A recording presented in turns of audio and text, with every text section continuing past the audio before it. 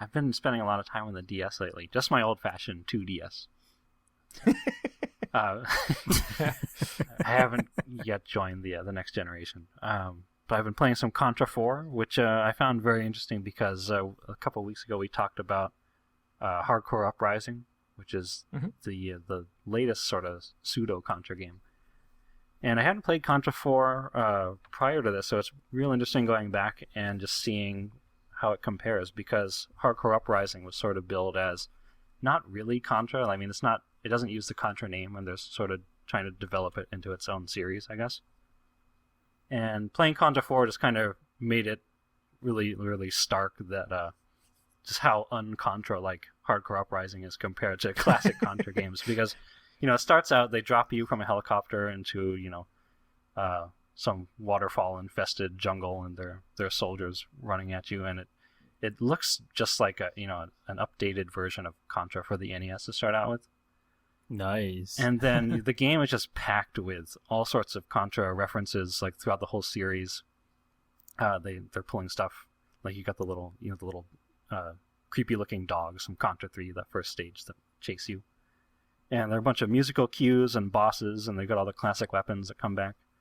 And it feels sort of like a little bit of fan service in there. Yeah, it's totally like the sort of the greatest hits of Contra sort of melted down and distilled into this brand new game, and it's cool. Color me intrigued. It's good. It's really hard. It's so hard. Yeah, that's why I stopped playing it. It kind of like Hardcore Uprising is difficult.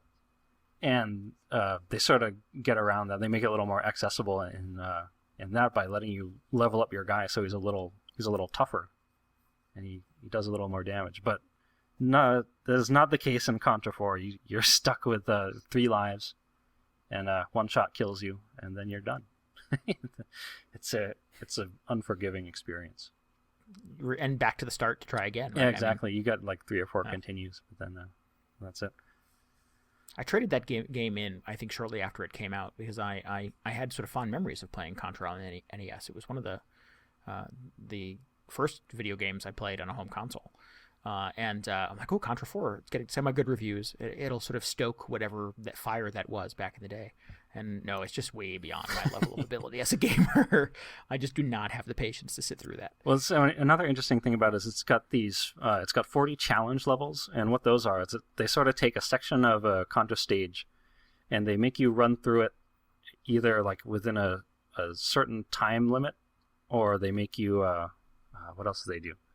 They give you a special weapon that you're forced to use, or there's actually one mode that limits your ammo, which is sort of like mind-blowing for a Contra game, right?